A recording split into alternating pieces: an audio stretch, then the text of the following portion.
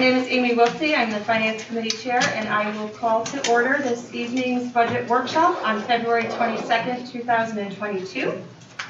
I'd like to start our meeting first by just reminding everyone that we are still required to wear masks indoors, so please keep them on during the meeting. We also have a flip-flop here of our agenda, so we will begin with Mrs. Mangini in the review of educational supplies, equipment, dues, and fees budget, please.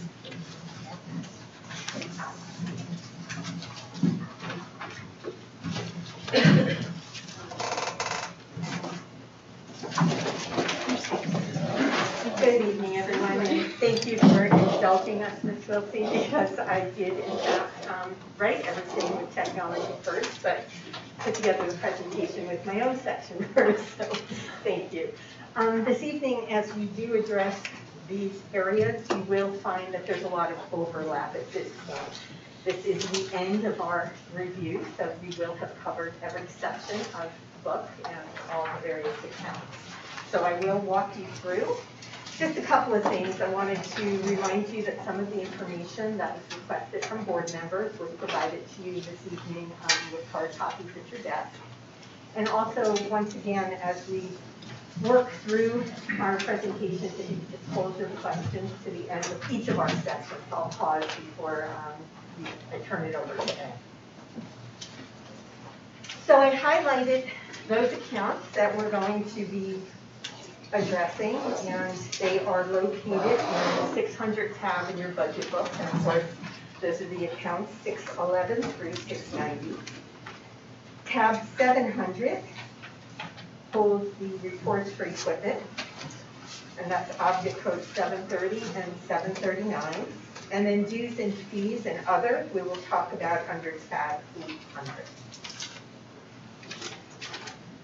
And just as an overview and kind of a reminder of instructional supplies and Misc supplies, which falls under these categories, this is from your books. Obviously, there is a summary at the beginning of each section, but instructional supplies are items directly used in the classroom, and there are some examples here. And then we have Misc supplies that are consumables that are provided in the health offices at each school. As we start to look at the 611, the instructional supplies, you will see that there is an increase that equates to about 18.5%. There's a number of reasons for the increase. And first, we need to look back at fiscal year 19. I arrived in June of 2020, the end of June, and obviously that was a year affected by the pandemic. The subsequent year, fiscal year 21, was the same. So as we look back, and I've mentioned this before, for historical data and how best to fund each line item in our budget, we really have to go back a few years to get a better position for each of the accounts. Fiscal year 19, for example, was over $930,000 for supplies. So as you can see, it's gone down significantly. Now those first two are actuals. In fiscal year 20, we were closed from March on, so obviously there was some savings there. And it was a similar situation last year when we were in school through the hybrid schedule. So in our discussions, Dr. Sunday and I, as you know, met with every single principal and department head. What we heard repeatedly was that the schools are kind of struggling for the needs, classroom resources, and the needs in the classrooms as far as supplies. They are trying to get back to pre-pandemic days, and they have had spend increases for the last couple of years, which have also been a challenge. So we really are trying to support them with this budget.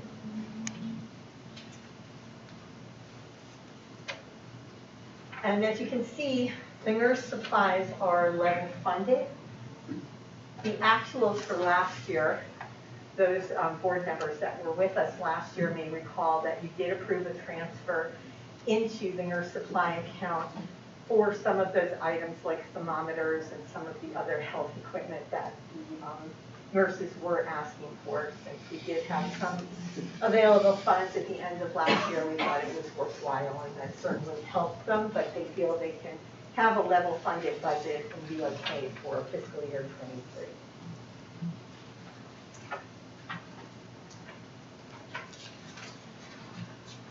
Workbooks, I just wanted to talk for a moment about workbooks, textbooks, and supplies. And I wanted to remind the board that last year we didn't have accounts set up specifically for workbooks, so we did begin a new account, and that is the reason why there is no actual expenditures in fiscal year 20. We really worked hard to make certain that we were actually appropriating costs in the right accounts. So you will be able to compare fiscal year 22 to fiscal year 23, knowing that it is just workbooks. So for this year, for next year rather, fiscal year 23, there is a slight reduction, and it's just really a matter of the way the pricing has come in, the adjustments for each school and their needs. You may see as a result workbooks going down, meaning instructional supplies for that school went up because they're just trying to utilize their money a little differently once they realize that state orders were put into the proper number of workbooks. I did leave myself notes here, so I want to make sure I didn't miss telling you anything there. Same situation with textbooks. The account includes classroom library books, social study units, and the Burgess Math program materials. Again, a slight reduction, really just based on need and request.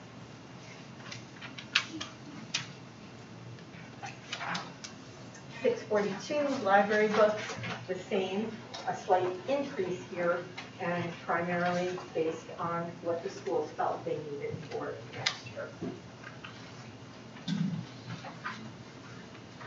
$690 is supplies and materials. And as you can see, some of the accounts include computer supplies, which Ed will discuss shortly with you, and custodial supplies, which Rich actually discussed with you last week. So I will address the remaining areas here. There is an increase in office supplies, and office supplies includes copy paper. While we do purchase through the state bid, there has been a struggle in getting copy paper. Like many commodities, there was a shortage right before the holidays, so we did try to get as many of our orders filled as possible, but as a result, the price is increasing, and we're being told that to expect an increase not only in copy paper, but just various other office supplies, which quite honestly, I think we do a really good job in this district of being very careful. Sometimes I have to beg for Post-it notes or whatever else we need. Again, I think our main focus for all of us is money in the classroom. But unfortunately, copy paper is primarily the issue there.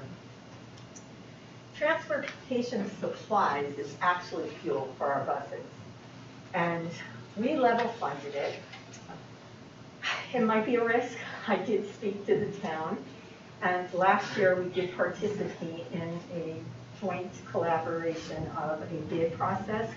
And by combining the fuel that we went out to bid for, obviously we were able to both the town and the board get a better price. I did speak with Phil Ryan, and we both agreed this was not the time to go out to bid, so we are hoping for late spring. So we will keep a close watch on the market to see when we think we should take that from. And athletic supplies are actually the request from the schools. And they did increase minimally. Again, same rationale as all the other supply accounts, really just trying to catch up with the past couple of years between spending freezes and just limited amount of purchase. So that leaves us with the equipment accounts. And Heather did discuss the people service accounts last week, and Ed will address the computer equipment accounts next.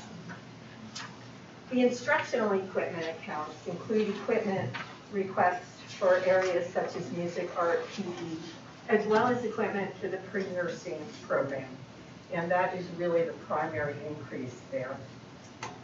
Other equipment includes custodial equipment, which Rich did discuss, and the furniture equipment accounts, which are rather minimal in that we only use those accounts for replacement of something, a desk or two that might break through the year. We've had cafeteria tables that we've had to replace rather unexpectedly.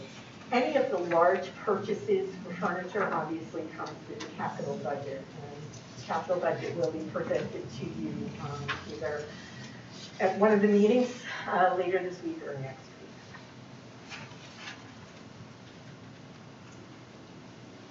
I shared this overview for a reason.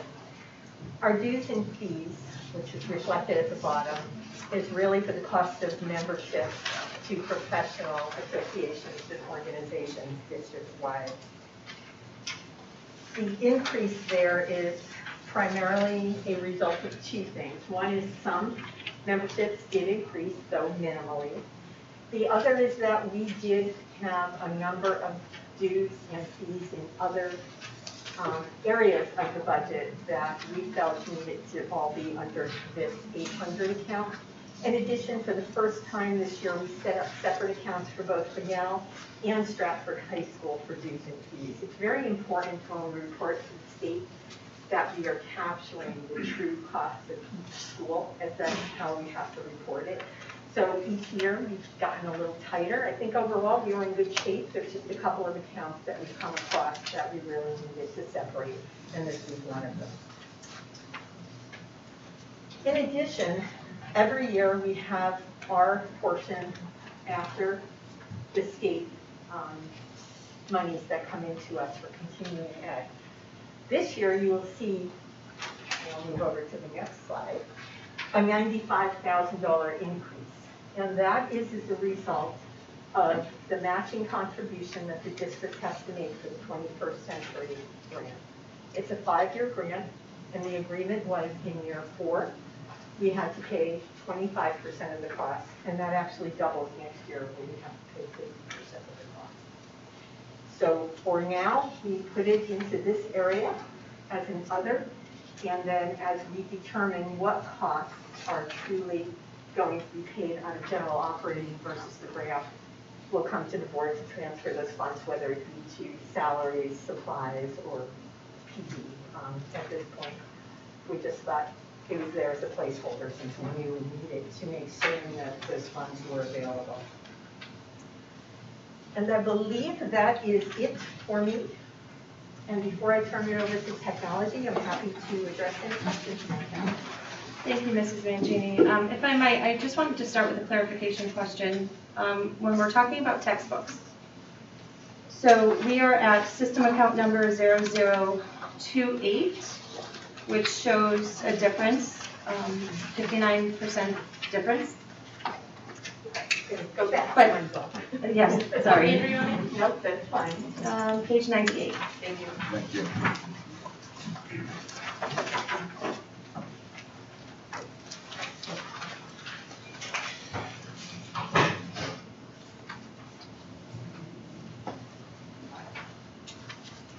Okay.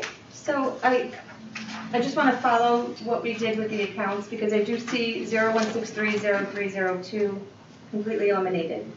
But I see each elementary school listed. So do we need an account for all elementary textbooks as well as an account for every elementary school's textbook line items? I don't see any eliminated. Oh, I'm sorry, 0163, there's no proposed budget, so it was zeroed out, right? Okay, And correct. 0302, those are the two. And 0163 on the top of page 99 actually had no budget for this year either. Right. So they were elementary English textbooks, and it never really had anything in fiscal year 20, so I'm thinking that perhaps it's just something that we haven't used on a regular basis, which I wouldn't think so. I think English textbooks is really a high school account. Mm-hmm. So I would imagine that textbooks in general are just all falling under the elementary school. Right, so then that just brings me to my question about 0028 and how it differs from the elementary schools listed below them. That's the elementary account for the district, and actually it's Linda's account. And I don't know if you can fill in exactly what that was for. I can find it, but. Sure. I have here the Number Corners booklet They're books for grade 1 math books. We started number corners in the kindergarten grade level, and are moving it to grade 1. And usually, when a new grade level is added, the district will put it into, we put it in the district budget, and then moving forward, the buildings then place their own orders because they know the numbers and the information that they're going to need. So this is the first time it's in my budget. It won't be in my budget after this. Thank you. That clarifies why there are multiple budgets for elementary textbooks. Thank you. Okay. Mrs. Lance? Thank you. 2 questions. First one, kindergarten supplies. Is that based on the number of kindergartners in the school, or how do they come up with your numbers? It's based on the need of the school. They look at their inventory, what they feel they need, and yes, it is. Last year we did a per pupil expenditure to try to equalize across the board. It was a little bit more challenging this year because, as I explained, some of the schools really had not had the opportunity to purchase, whereas others might have been a little bit more aggressive in what they need. But I do feel overall it's very equal. Okay. And my other question is, talk to me about continuing ed. Does Trumbull still come to Stratford for continuing ed? They're thinking about it. We actually sent them a proposal this year for next year. So we are negotiating because we felt that we needed to increase the cost. And we did send that out about a month ago. So are they here right now? Yes, they are here now. Okay, so they obviously, do they pay to come here? They do. And where does that money go? Does that go to the town, or does that come to the board? It actually offsets the cost for the board. Okay, so that could cover salaries and things like that for night school? It does. Okay, thank you. Those are my 2 questions. Thank you. Anyone else have questions for Mrs. Majini? Okay, thank you very much. Mr. Malloy?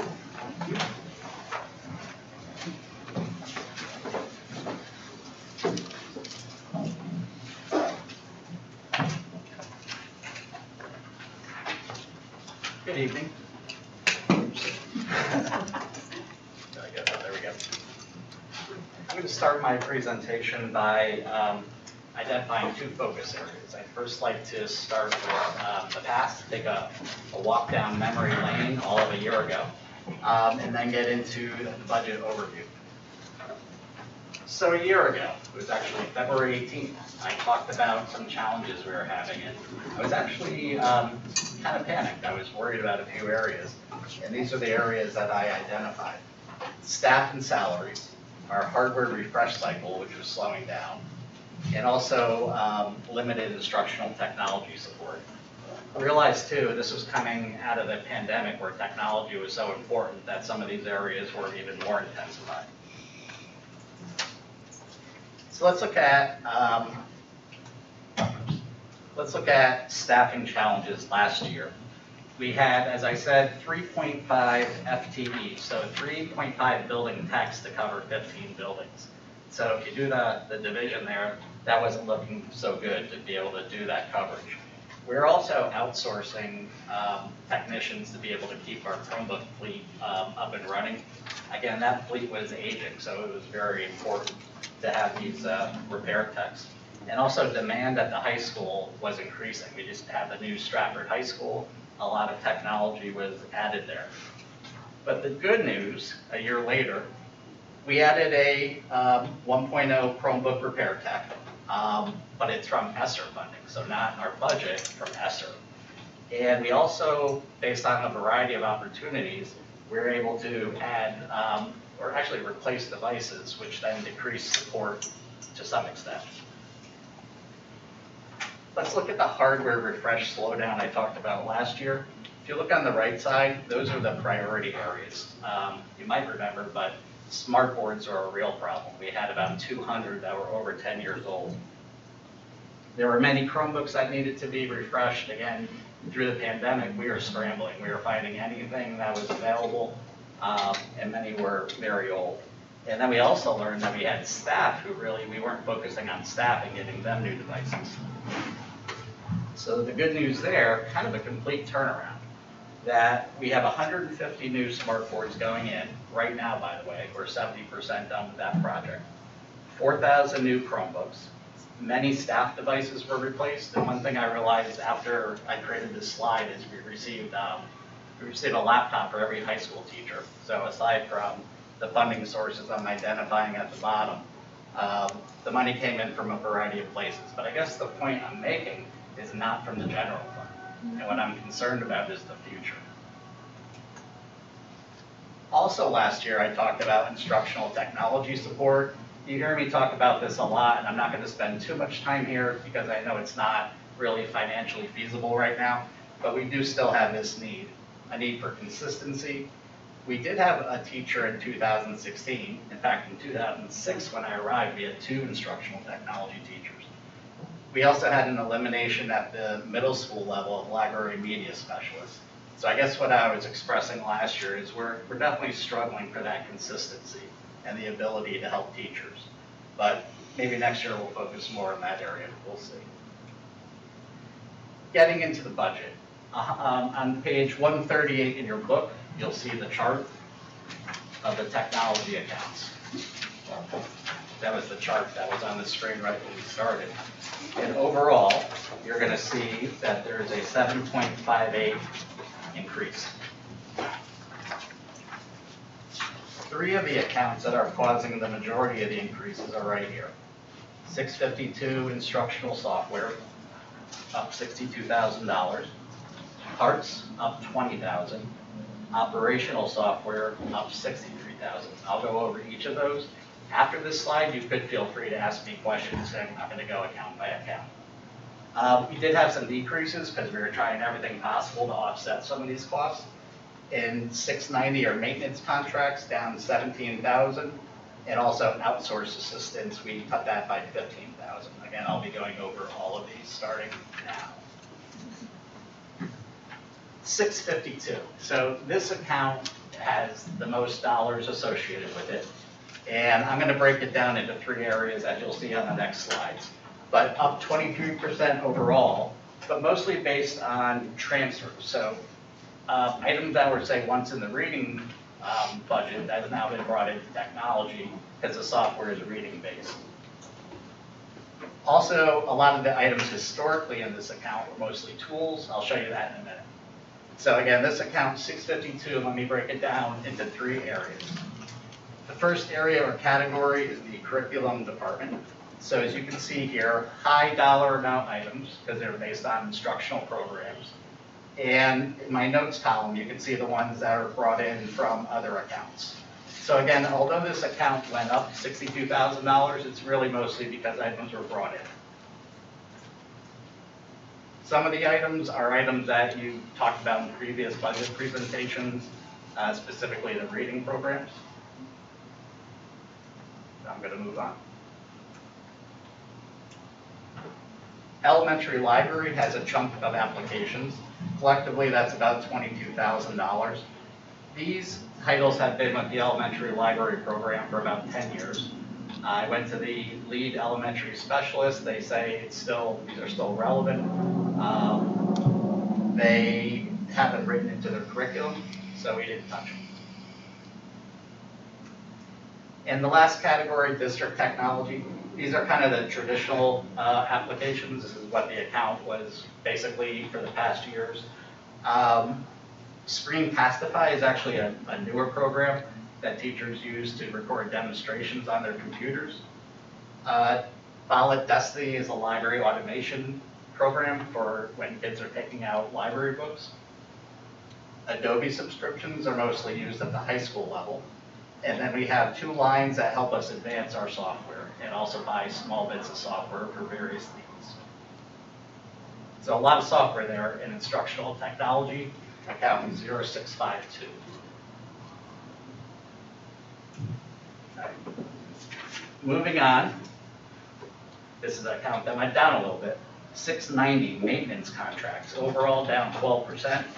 The types of applications here are virus protection, backup software, and Wi-Fi tools. This is also where you're going to find Securely, which is our web filtering product in student alerts. We eliminated a product called GoGuardian Teacher. So this is used for teachers to monitor students' Chromebooks. So if you're a teacher, you can push content to your Chromebooks But we found that only 25% of teachers were using it, and unfortunately, it went up 300%. So we made a tough call from going from 7,500 to 30,000, and we decided we're not going to include that one. And we also chose a different solution for server backup, so that reduced the cost here. This is kind of the meat and potatoes of what you would think technology is, our hardware. I've already kind of covered this, but these three accounts represent hardware at the elementary, middle, and high school level. As you can see in the chart, you can see what was budgeted the last 6 years and then what we actually spent. So part of the picture I'm trying to paint here is that we're not really relying on our general fund. We're hoping there's going to be other sources down the road. We have been successful. We've been able to stay current. Last year we were teetering. I was getting nervous, but we have been able to eventually attain the funding. Okay. Here are the rest of the accounts. Parts have gone up by $20,000. We have more Chromebooks in kids' hands and staff hands, and we also have the middle school one-to-one program. The next account, network repair, has stayed the same. 859 is tech infrastructure. That's where we decreased the amount of money budgeted for outsourced support because we added a Chromebook tech. 1019 is our communications account. It's a pretty big account. You have your internet, you have your fiber connections between buildings, you have the cost of the phone system, voice over IP system. That's a pretty big line item. 858 says computer services. That's a historical label, but it's really our high-end databases, our Power School for student database and Alio for human resources and finance. Then you get to 860, operational software. That went up significantly for two reasons. One is the EdReflect program. That is a program that curriculum uses for teacher evaluation. That, unfortunately, went from $15,000 to $45,000. So it's something that's being considered inside for other alternatives, but as of this moment, that's what we have in the budget. Also, Google Education Plus, that could also be /Zoom. So we basically had that in ESSER last year. We moved it into the general fund. It's used for advanced Google tools, but also a lot of system administration and security tools.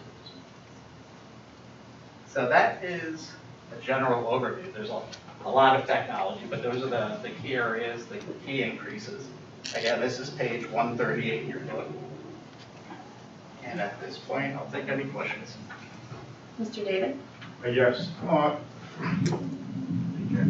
Ed, regarding the laptops, we'll call them Chromebooks, yeah. Thank you. What's our replacement plan going forward to making sure we're never we have to replace half again? Is that built into this budget or your capital budget or? It's a very unique year because we've received so many Chromebooks. We've replaced half of our fleet. So in essence, we're kind of taking advantage of a year that we don't really need to refresh as we typically would. But that time is going to come soon, 2 to 3 years out, where we're going to have, let's say, a 5-year refresh cycle and basically refresh about 20% each year. Pam and I have talked about leasing options. That might be a good option in the future to have a solid budget item every year. But to answer the question directly, it doesn't really impact next year because the majority of our Chromebooks, probably 80%, are within 1 to 2 years old. Thank you. Mrs. Bedell, you had your hand up? I was just wondering if you would be able to share a copy of this with us once you're done. Absolutely. Thank you. Other questions for Mr. Malloy, Mr. Henry? It might be a silly question, I'm not a computer guy, but our Chromebooks are at the end of a student's cycle to graduate. Are we taking those Chromebooks back and recycling them, or are we sending them off with the kids? So far, we've been taking them back and filtering them down. But this will be the first year where the graduating seniors will have Chromebooks that are, I think, about 4 years old. Okay. And it's a discussion we should have. A few years ago, we thought about possibly offering it to them for, say, $50. Mm-hmm. So that's one way of doing it. But it's tricky because as they age, they do still have some use in a variety of ways. not always necessarily in our network, but say for a home user or a kid going to college, that might be worth it. So it really depends on the age of the device. And is there a value to rebuilding them, or is it once they get to a certain age, it's just? Yeah, once they get to a certain age, that's it. It's like a lot of technology today, like Apple iPads, that unfortunately they manufacture them for 5 years, and they don't give you software updates after a certain period of time. So the good old days, you'd have a device and it could last forever. Now, unfortunately, these companies build in their model that they're obsolete after 5 to 6 years. Thank you. So, Mr. Malloy, you mentioned the Go Guardian application. Go Guardian Teacher. Go Guardian Teacher. Yes. Okay. Was that elementary, did you say? It's K-12, and we surveyed staff to see is it used predominantly, say, at the high school level, and it was across the board from K-12 special ed equally. But the problem was too, not the problem, but out of all the teachers, only 1 out of 4 actually used it. And, Or reported that they used it. okay, well, so first, thank you for sharing the stats, right? Like, we've, assessed this, and it's a small percentage of staff that's using it. How did we determine to roll this out? And is the licensing for it a one-time across the board, or is it at different levels? Well, every year it renews. And at the beginning of the pandemic, so if you're teaching remotely in your home, well, now you can push content out to your students or at home. So it was a very valuable tool. I'm not going to say that the company did this intentionally, but it seemed like a little bit of a bait and switch, that it came in at $5,000, and now all of a sudden 2 years later they're charging us $30,000. They say it was just a mistake. Maybe it was, but it then becomes a significant increase. So even though it's a great tool, with the relatively small usage and that massive increase, we decided to. Okay, that makes perfect sense. I mean, at 5,000, that's reasonable to apply it across the board. Right. But with such an increase, it does lead me to my other question of just how we determine when to roll a product out across the board, or do we go through a trial process? Do we pilot things before we spread it across, and then we hear, well, it's not being used, or whatever the case might be? I'd say the tools that typically relate directly to technology, we always start with a trial. Okay. Even with hardware, I often use a lordship, a smaller school, so that you spend the least amount, but you get a good sampling. Mm-hmm. So yeah, typically we pilot and then we roll out. We work with the curriculum department to make sure that they feel it's sound, and we'll meet certain goals there. So we do go through a process. Okay, that's good to know. Thank you. Mr. Malloy, if I might just add, Mrs. Cupey touched on exactly what I was going to say, but I just wanted to thank you, one, for always presenting a budget where you prove that historically you do more with less, and by using data to show savings is remarkable and something that I really want to see everywhere. If we've got a program that's not being used, we should continually pay for it. So thank you. I'm sorry that it's a loss within your department, but also very happy that we're not wasting $30,000. So thank you. Were there other questions? Mr. Malloy? Okay, thank you very much. Thank you.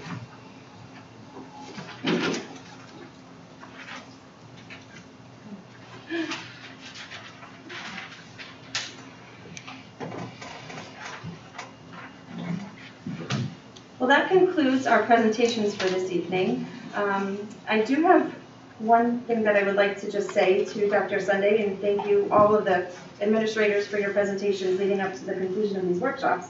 A few weeks ago, when I asked the crazy question at the end of presentations with our administration, what your one wish would be for your department, I loved all of the answers, but I was negligent in not asking Dr. Sunday what your one wish for our district might be in this budget season. So if you would entertain. Well, if I appreciate that, I really do. I have a lot of wishes. I really do. I think we are on the precipice of some opportunities to really create a very coherent and very collaborative educational system here in Stratford. And really, as I say that, my needs will be instruments that allow us to create systems, right?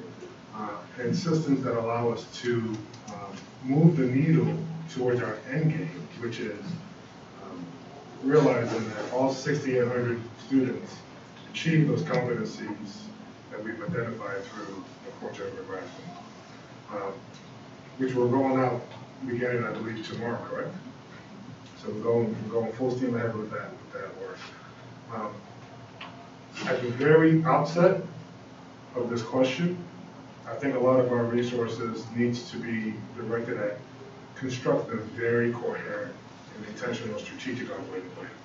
That has to be the forefront of what we do, because that SOP will be the guide map that we use to put everything in, right? That we use to justify how we allocate the financial resources, i.e. the budget, over the next fiscal year and the years to come.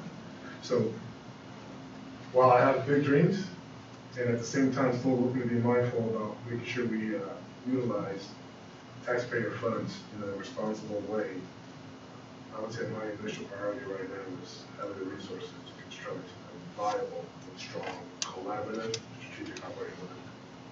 Great, thank you. Before we adjourn for this evening, are there any other questions for either Dr. Sunday, Mrs. Mangini, or Mr. Malloy? Madam Chair? Mr. Henry? Yeah, so going back to Aspire, I know you guys had put some information. Do we, I was under the impression I could have misunderstood. Do we have 14 or 24 students? We have 16 there this year. On your sheet, you can see this year we're up to 16 now. Okay. And then we have spots for 24. We have what? Spots for 24. Okay. So in the math, just so I understand it, the regular tuition is $114,500. And the reduced rate, so we're paying $55,000 times 24? No, times 16. Okay. We have a total lump sum that we pay. And what I did was take that lump sum and divide it by the number of students that are currently attending. Okay. So if I had 24 there, it still would have been dividing on the same lump sum. So we have what is that lump sum then? It's $890,000. Thank you, Pam. So obviously we would have even more savings if I had 24 students there, because 890 divided by 24 would be less than 55,000. And is the number less because we've moved some kids out of that program? Or? Yeah, I mean, all programs fit a profile of student that has exceptionalities that meet that program's needs. Mm-hmm. Our current students, we have anyone that would meet that needs is there. We don't have 24 students that would meet the needs of that Do you program. anticipate that number going up or down? That's hard to predict, because again, you'd have to meet the profile of the needs of that student. What I've seen is it seems to be decreasing, not increasing. As you can see on that sheet, the number of students each year has gone down a little bit. Right. And then on the second page, the state students, can you explain that sheet to me? The CES, DDPs, and special needs. Okay, yeah, so that was a request that Sean had. He wanted to know how the impact has been since the state changed the age out limit. So that went from, we used to educate our students till they were 21, and now we educate them until they're 22. So that's the impact that has had on our budget last year and this year. So those are students that would have aged out before the law changed. Okay. Thank you. You're welcome. Mr. Davis? Yes, through the chair, if I could ask anyone, I'll go through Dr. Sunday first and he can direct it where. The 16 students that are at Aspire was not there. How much would it probably estimate cost to send them out of district per student? Because my guess would be with transportation about $150,000 per student. It would depend on where the students were placed outside of district. So, you know, if a student fit at CES, for example, we might be looking at $70,000 to $75,000 plus transportation. But let's say the student needed milestones, you're going to look at, you know, $160,000 to $170,000 plus transportation. So I would have to look individually at each of those 16 students if that program didn't exist and figure out what appropriate placements the PBT team would agree on outside of that. But in all likelihood, with your experience, I think it would be more expensive to send them out of district, these 16. Oh, it would be well more than 55, yes. Okay, thank you. Thank you, Mr. David. Thank you, Mrs. Gordon. Yep, Mrs. Phoebe? Can you hear me? Okay. Dr. Sunday, would it be possible to get some data on students who, I don't want to say may have or, probably, but I want to get a sense of students who could or want to take up something like an instrument, right? But could not, because maybe they can't afford the rental fee per month. I just want to get a sense of what that number looks like, and also maybe a sense of how much we're budgeting for those programs, what we're covering. So it's something you get offline, right? But just certainly. So we have one of the best advocates for the performing arts in Brian Fraser. Yes. So I guarantee he'll be able to bring that information for us and see if we have opportunities to align those experiences to our kids. Okay. And just to give you a little bit of you guys, some background, last year when we were going through the budget process, I did bring up getting a better understanding of our process for allocating funds to things like sports or, the arts, et cetera, that are not necessarily mandatory, but we know they benefit our students greatly. And we understand that there are some programs where majority of it is fundraising. And we've seen a shift in our town where that's become more difficult, especially since the realignment, redistricting, whatever. I don't know the full impact of that and what opportunities, many of our kids could be missing out on. So I just want a better understanding of that and push to see if we could fund those things a little bit more. One of the things we talk about is a sense of school connectedness, and oftentimes, beyond academics and the relationships that kids have with our teachers, staff, and administrators, some of the things that really strengthen their connection with school are those extracurricular opportunities, quote-unquote, enrichment opportunities. So we'll be happy to dive into this, and we know that, particularly based on what we've learned over the last 2 years of the pandemic, moving forward, student engagement is going to be even more critical if we're looking to move the needle on academic achievement. So we'll definitely engage in that research. Great, thank you.